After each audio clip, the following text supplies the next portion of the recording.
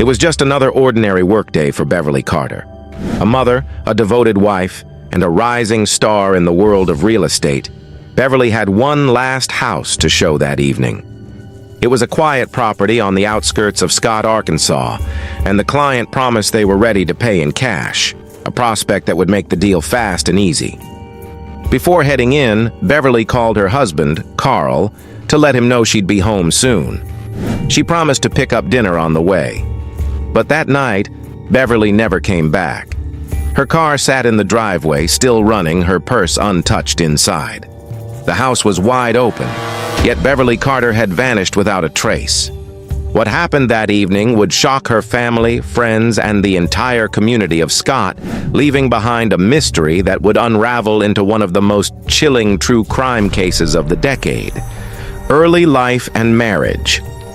Beverly Carter was born in 1963 in Anniston, Alabama. From an early age, she showed a determination and drive that set her apart. By the age of 16, she was working as a waitress, already displaying ambition and resilience that would carry her throughout her life. During her teenage years, Beverly met Carl Carter, a man 3 years her senior. Their connection was instant, and within a short period, they married. However, like many young couples, their early marriage faced challenges. One particularly dark episode occurred while Carl drove under the influence with Beverly in the passenger seat.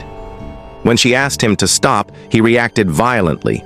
It was a turning point, one that could have ended everything. But Beverly chose to stay. Later, she would also confront Carl's infidelity.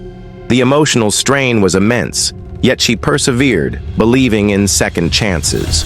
Over time, the couple's relationship healed. They moved to the quiet town of Scott, Arkansas, and raised 3 sons together. Beverly threw herself into her role as a mother, creating a home filled with warmth, stability, and love. A career takes flight. As the children grew, Beverly felt a calling beyond motherhood. She started as a receptionist but soon discovered her passion for real estate. She studied diligently, obtained her license, and began building a career. Her reputation as a warm, honest, and hard-working agent quickly spread. Clients trusted her implicitly, and she became one of the most respected agents in the region. For Beverly, this wasn't just a career. It was a purpose, a way to contribute to her family's security while fulfilling her own ambitions. By the time Beverly and Carl celebrated their 20th wedding anniversary, they had transformed their lives. They renewed their vows and hosted a meaningful celebration, reflecting a marriage that had survived hardships and triumphs alike. Yet tragedy struck in 2003. Their 19-year-old son, Christopher, died in a car accident, leaving behind a young wife and child. The loss devastated Beverly, who poured herself even deeper into work while finding solace in her grandchildren. Her resilience remained remarkable, but the pain never fully faded. The day she disappeared, September 25, 2014, began as a typical Thursday. Beverly had just won a small office contest, bringing a modest $50 reward and a boost of happiness. She had one last appointment, a house showing for buyers who claimed they were ready to pay in cash. Leaving the office around 5:30 p.m., Beverly was confident and cheerful. She called Carl, confirmed the address, and promised dinner on her way home. Everything seemed ordinary, but by 9 p.m., her absence was alarming. Carl called repeatedly, receiving no answer. Concern escalated. Arriving at the property, Carl's fears were realized. Beverly's car was parked outside, her purse still visible in the passenger seat, a glaring warning. The front door was wide open, and the house was eerily silent. Beverly was gone. Police arrived swiftly, examining the scene with precision. Carl's early entry into the house unintentionally contaminated the potential crime scene, but his genuine distress convinced authorities he was not involved. Then, at 1 a.m., a strange text arrived on Carl's phone from Beverly. It claimed she was out with friends, a scenario that didn't match her habits. Beverly didn't drink, and the tone of the message was unusual. Further messages from co-workers raised alarm as well. One used a coded question to ask if Beverly was safe. There was no reply. By morning, the investigation escalated. The investigation begins. Neighbors reported seeing a suspicious man outside Beverly's showing the night she vanished. Tall, thin, short, dark hair, driving a black car parked on the lawn rather than the driveway. Tire tracks confirmed a vehicle had been there. Beverly's work notes revealed her last appointment was scheduled with Steve and Crystal Adams. A deeper investigation showed these names were fake, and the phone number was linked to an anonymous service. Digital breadcrumbs led to Aaron Lewis, 33, living just 15 miles from Scott. Surveillance confirmed Aaron matched the neighbor's description. When police followed him, he attempted to flee, crashing his car and injuring himself. He briefly escaped from the hospital, triggering a full-scale manhunt. Local residents quickly helped authorities locate him. The horrifying truth. Once in custody, Aaron Lewis initially denied involvement in Beverly's disappearance. He claimed another man was present and suggested Beverly's fate was accidental. Investigators quickly dismantled his story. The supposed accomplice was a soldier stationed miles away with an alibi. Aaron's lies were exposed repeatedly. Aaron hinted Beverly might still be alive, leading investigators to search abandoned buildings. Tragically, she was not there.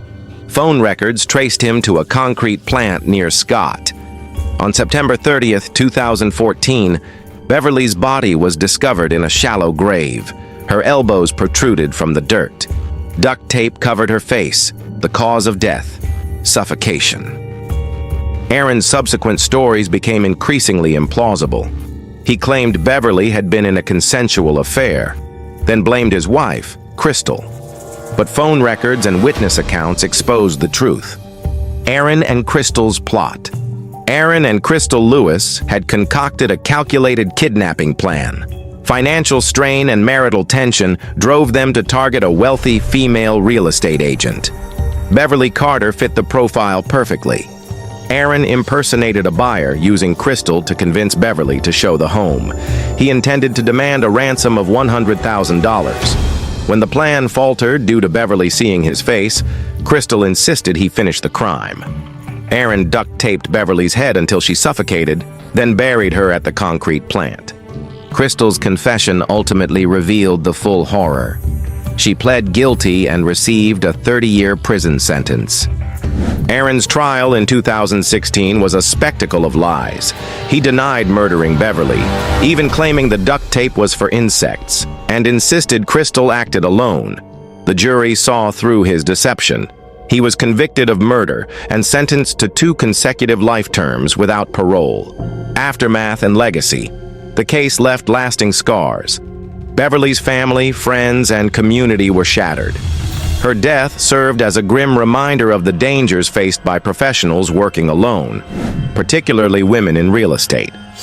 Crystal Lewis petitioned for early release in 2020, claiming rehabilitation and religion, but the court denied it. She remains incarcerated, serving her full sentence.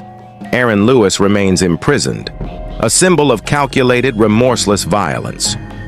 Beverly Carter's life, though tragically cut short, was marked by resilience, dedication, and love.